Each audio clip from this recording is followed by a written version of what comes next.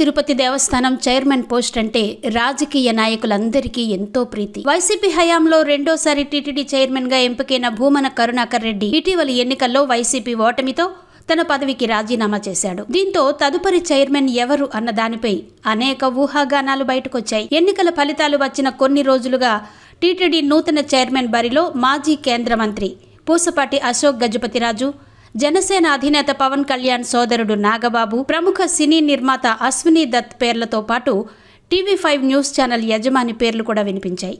అయితే తాజాగా మరో పేరు చేరింది. మాజీ ఎంపీ సినీ నటుడు మురళీమోహన్ ఈ పదవిని ఆశిస్తున్నట్టు సమాచారం. ప్రముఖ సినీ నటుడైన మురళీమోహన్ 2009లో రాజమండ్రి లోక్సభ స్థానం నుంచి టీడీపీ తరపున ఎంపీగా పోటీ చేసి ఉండవెల్లి అరుణ్ కుమార్ చేతిలో ఓడిపోయారు.